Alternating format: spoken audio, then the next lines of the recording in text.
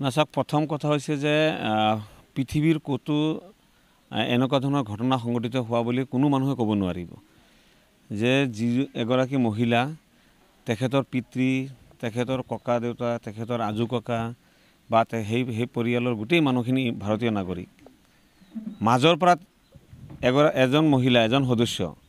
সেই পৰিয়ালৰ পৰা তেওঁ ভাৰতীয় নাগৰিক নহয় এইটো আমি এনেকুৱা এটা কোলা আইনৰ অধীনত আছোঁ আমি অসমত বসবাস কৰা আমি মানুহখিনি এনেকুৱা এটা কোলা আইনৰ অধীনত আছোঁ যি আইনৰ জৰিয়তে আমাক যেতিয়া সন্দেহ কৰা হয়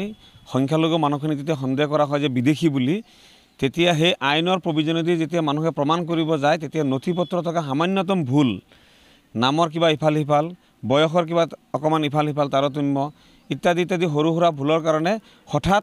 এজন মানুহক বিদেশী বুলি ডিক্লেয়াৰ কৰি দিয়ে বিদেশী বুলি ডিক্লেয়াৰ কৰা হয় কিন্তু সেই মানুহজন কোন দেশৰ নাগৰিক হেয়া কিন্তু আকৌ নিৰ্ধাৰণ কৰিব নোৱাৰে হেয়া কিন্তু কোনেও ক'ব নোৱাৰে আজি ভাৰত চৰকাৰে যিসকল লোকক বাংলাদেশ সীমান্ত কি কয় ভাৰতবৰ্ষৰ সীমান্ত পাৰ কৰি বাংলাদেশলৈ পঠিয়াইছে বুলি কৈ আছে সেই মানুহখিনি কোন দেশৰ নাগৰিক আজি ভাৰত চৰকাৰে কিয় তেওঁলোকক চিনাক্তকৰণ কৰিব পৰা নাই উচ্চতম ন্যায়ালয়ত এটা গোচৰ চলি আছিলে উচ্চতম ন্যায়ালয়ে কৈছিলে যে দুটা কেটেগৰীত আজি তাৰিখত ফৰেনাৰ্ছসকলক ডিক্লেৰেশ্যন কৰা হৈ আছে যে একাংশ কোৱা হৈছে যে তেওঁলোক বাংলাদেশী বা ম্যানমাৰৰ মানুহ বা অইন কোনোবা দেশৰ মানুহ বুলি চিনাক্তকৰণ হয় আৰু অধিকাংশ মানুহক চিনাক্তকৰণ কৰি থকা হৈ আছে যিসকলৰ কোন নেশ্যনৰ নাগৰিক হয় তেওঁ এই কথাটো কিন্তু কোনেও ক'ব নোৱাৰা হৈছে যিগৰাকী ব্যক্তিক কৰিছে আমি আজি যিগৰাকী মহিলাক ইয়াৰ পৰা উঠাই লৈ যোৱাৰ কাৰণে আমি খবৰ ল'ব আহিলোঁ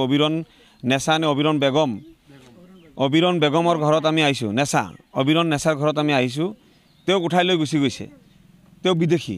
কিয় বিদেশী ফৰেনাৰ্ছ ট্ৰাইব্যুনেলে কৈছে তেওঁ বিদেশী হাইকোৰ্টে কৈছে তেওঁ বিদেশী সেইকাৰণে তেওঁ বিদেশী হৈছে কিন্তু তেওঁৰ পিতৃ তেওঁৰ কি কয় ককাক তেওঁৰ গোটেই খানদান তেওঁৰ নিজৰ ভায়েক নে ককায়েক সুঞ্জাৰুদ্দিন এই গোটেই মানুহ ভাৰতীয় গতিকে তেওঁ কেনেকৈ অবৈধ বিদেশী হ'ল এই কথাটোৱে আচৰিত ঘটনা গতিকে আমি চৰকাৰক দাবী কৰোঁ যে এনেকুৱা ধৰণৰ যিবিলাক অমানৱীয় কাণ্ড চলি আছে আইনৰ জৰিয়তে এনেকুৱা ধৰণৰ কিছুমান অমানৱীয় কাম চলি আছে চৰকাৰে এইবিলাকক দৃষ্টি দিব লাগে আৰু অনতিপলমে এই আইনৰ এই প্ৰভিজনসমূহ শুধৰণি কৰিব লাগে যাতে যদি কোনোবা মানুহক বিদেশী হিচাপে ডিক্লেয়াৰ কৰিব লগা হয় তেওঁ যদি বিদেশী হয়েই সঁচাকৈ তেতিয়াহ'লে তেওঁৰ গোটেই পৰিয়াল হ'ব লাগিব গোটেই পৰিয়াল নহয় মাজৰ পৰা এজন মানুহ ক'ৰ পৰা আহে আকাশৰ পৰা সৰি যায় নেকি তেওঁ বিদেশী বুলি এই প্ৰশ্নটো আমি কৰিছোঁ মুখ্যমন্ত্ৰী হিমন্ত বিশ্ব শৰ্মা ডাঙৰীয়াক আমি কওঁ যে আপুনি বিদেশী মুক্ত অসম গঢ়িব আমি ভাল পাম 1971 চনৰ 25 মাৰ্চ তাৰিখৰ পিছত অসমত প্ৰৱেশ কৰা হিন্দু মুছলমান সকলো বিদেশীক অসমৰ পৰা খেদি দিয়া হওক চিনাক্তকৰণ কৰা হওক খেদি দিয়া হওক আমি ভাল পাম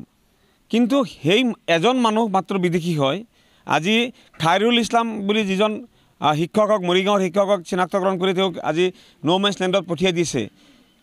তেওঁৰ গোটেই পৰিয়াল দেখোন ইয়াতে ভাৰতীয় হৈ আছে আজি আজমল হুছেইন বুলি এজন আৰ্মিৰ অফিচাৰক কৰিছিলে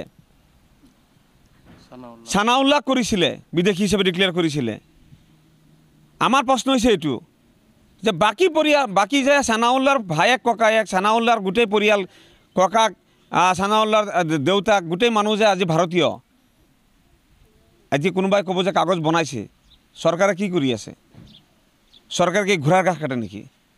চৰকাৰে এইবিলাক প্ৰমাণ কৰিব নোৱাৰে